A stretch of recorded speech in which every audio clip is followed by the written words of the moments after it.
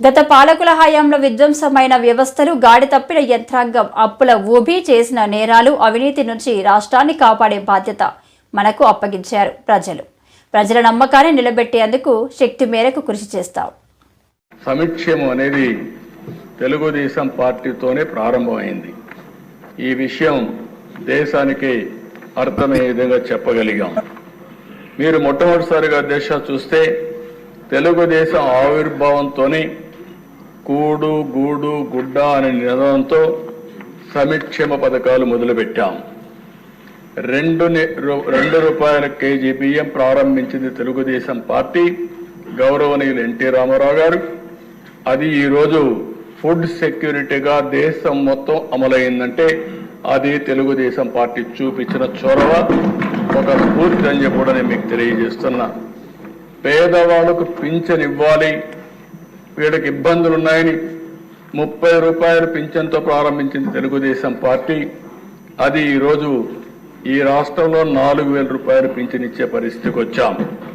ఇంకో పక్కన దిశ రైతుల్ని ఆదుకోవాలని 50 రూపాయలకే హార్స్ పవర్ విద్యుత్ కానీ, మొట్టమొదటిసారిగా పేదవాళ్ళు ఉండవలసింది గుడిసెల్లో కాదు, వీళ్ళకు కూడా పక్కా ఇళ్ళు ఉండాలని పక్కా ఇళ్ళ నిర్మాణం ఏర్పాటు చేయడం, జనతా వస్త్రాలు లాంటి కార్యక్రమాలన్నిటికి కూడా 40 ఏళ్లకు ముందే టీడీపీ నాంది పలికింది అధ్యక్ష. అదే మరొక అధ్యక్ష, అనేక ప్రభుత్వ పథకాలను కానీ, సంస్కరణలు కానీ, పాలసీలతో పేదవాళ్ళ జీవితాల్ని మార్చడానికి రూపకల్పన చేశాం. 2014లో కూడా 16,000 కోట్ల లోటు బడ్జెట్తో పరిపాలన ప్రారంభించిన 120 సంక్షేమ కార్యక్రమాలకు శ్రీకారం చుట్టాం. గిరిజనులకు, దళితులకు 27 పథకాలు, ముస్లింలకు ఒక 10 పథకాలు, బీసీలకు ఆదరణ వంటి పథకాలతో ముందుకు పోయే దిశ. సమైక్య ఆంధ్రప్రదేశ్లోని గర్ల్ చైల్డ్ ప్రొటెక్షన్ స్కీమ్ కింద 5,000 రూపాయలు బ్యాంకులో డిపాజిట్ చేసి అందులో వచ్చే వడ్డీ, ఆ ప్రిన్సిపల్ అమౌంట్ ఆడబిడ్డల భవిష్యత్తుకు భరోసా ఇచ్చిన పార్టీ తెలుగుదేశం పార్టీ అని చెప్పి కూడా మీకు తెలియజేస్తున్నాను. ఇదే కాకుండా దిశ పోయినసారి అయితే దగ్గర 120 స్కీములు తీసుకొచ్చాం. ఎన్టీఆర్ బేబీ కిట్ కానీ, తల్లి బిడ్డ ఎక్స్ప్రెస్ కానీ, అనేక సంక్షేమాలు. బీమా 5 లక్షల రూపాయలు బీమా ఇవ్వడం, మట్టి ఖర్చులకు 10,000 రూపాయలు ఇవ్వడం, కడాను ఎవరైనా చనిపోతే గౌరవప్రదంగా వీడ్కోలు ఇవ్వాలని మహాప్రస్థానం పెట్టి డెడ్ బాడీని కూడా శ్మశాన వరకు తీసుకుపోయి గౌరవంగా అంత్యక్రియలు చేపించేదానికి శ్రీకారం చుట్టాం దిశ. పేదల కోసం ఇప్పటికే 198 చోట్ల అన్నా క్యాంటీన్లు ప్రారంభించాం. ఇంకా నేను ముందే చెప్పాను, పాతవన్నీ ప్రారంభిస్తాం.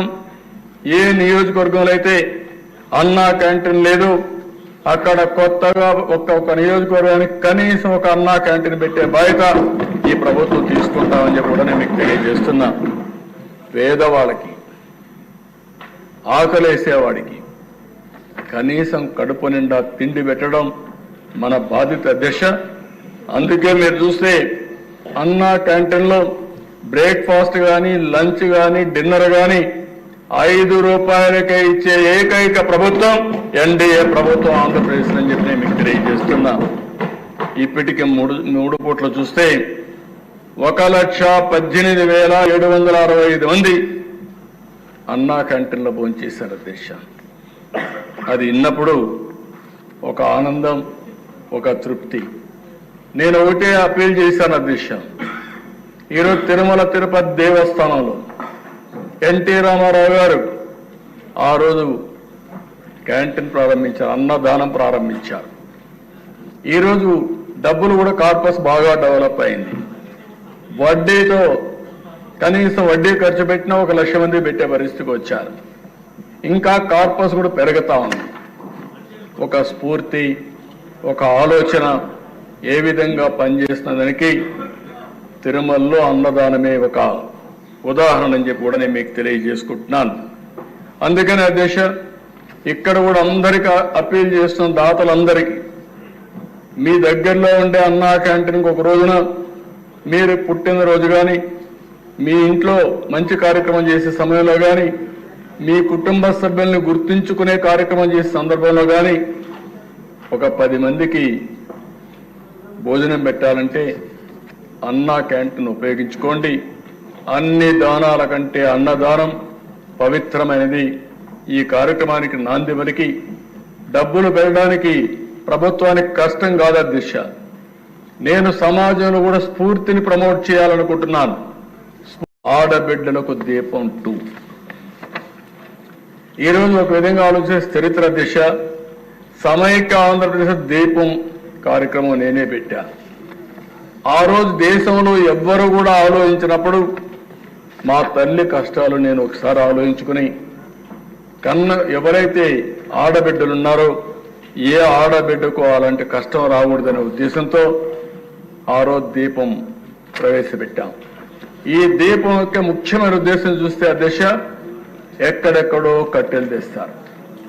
ఓసారి వర్షాకాలంలో బయట ఉంటే కట్టెలన్నీ ఎండిపోతే బాగా తడిచిపోతే ఆ కట్టెలు తీసుకొచ్చి పొయ్యిలో పెడితే ఎంత పొగంటే ప్రతి ఒక్క ఇంట్లో ఒకే బెడ్రూమ్ ఇల్లు ఉంటుంది, రూమ్ ఒకటే ఉంటుంది, అక్కడే కిచెన్, అక్కడే డైనింగ్, అక్కడే పడుకుంటారు. ఇల్లంతా కూడా పొగొస్తే ఆడబిడ్డలు పడే కష్టం అవన్నీ చూసిన తర్వాత నాకు అనిపించింది.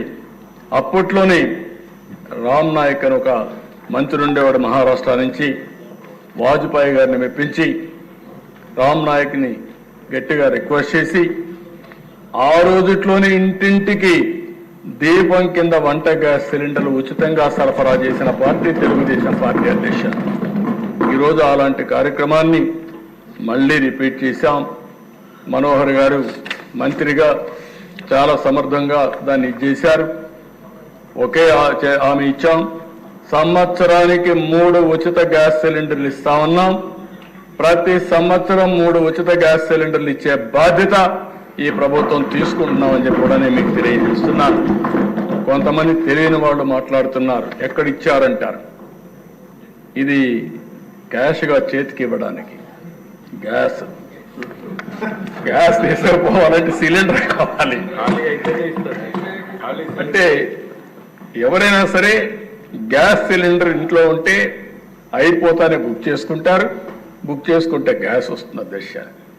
మేము ఏదైతే చెప్పామో చెప్పినప్పటి నుంచి ఇప్పటి వరకు 42,40,000 మందికి గ్యాస్ సిలిండర్లు బుక్ చేసుకున్నాం. వాళ్ళకందరికీ ఇస్తున్నాం. ఇంకొక విషయం కూడా చెప్తున్నాను అధ్యక్ష, దీనివల్ల ఒకటే కండిషన్, సింపుల్ కండిషన్, ఎవరైనా సరే రేషన్ కార్డు ఉండాలి, రెండోది ఆధార్ ఉండాలి. ఈ 2 ఉంటే అందరూ ఎలిజిబుల్. మీరు కూడా చెప్తున్నా, ఊరికే విమర్శలు చేసేది మానండి. ఒకటే హామీ ఇస్తున్నా, ఈ హౌస్ లో ఎవరికైతే రేషన్ కార్డు ఉందో, ఎవరైతే ఆధార్ అథెంటికేషన్ ఉందో అలాంటి అందరూ కూడా దీపం 2 కింద 3 సిలిండర్లకు అర్హులు, తీసుకునే హక్కు వాళ్ళకు ఉంది. ఎవరైనా ఇవ్వకపోతే దబాయించి తీసుకోమంటున్నా. మనోహర్ గారిని కూడా కోరాను, ఢిల్లీలో కూడా నేను చాలా స్పష్టంగా రిక్వెస్ట్ చేశాను, మేమే డబ్బులు కడతాం, మీరు వాళ్ళ దగ్గర డబ్బులు కూడా కట్టకుండా తీసుకోకుండా ఇమ్మని చెప్పి రిక్వెస్ట్ చేశాం. కానీ వారు చెప్పింది ఇప్పటి వరకు అన్ని కార్యక్రమాలు కూడా ముందు డబ్బులు కడితే మళ్ళా వాళ్ళ అకౌంట్ డబ్బులు ఇచ్చుకోండి, కానీ ఇది చేయొద్దనే పరిస్థితికి వచ్చారు. కానీ ప్రయత్నం చేస్తున్నాం. కానీ ఈరోజు ఎవరైనా ఇది కట్టిన ఆర్డర్ బుక్ చేసుకున్న తర్వాత 48 గంటల్లో వాళ్ళ అకౌంట్లో డబ్బులు వేసే బాధ్యత ఈ ప్రభుత్వం తీసుకుంటా. ఎస్క్రో అకౌంట్ కూడా ఓపెన్ చేశామని చెప్పి నేను మీకు తెలియజేస్తున్నాను.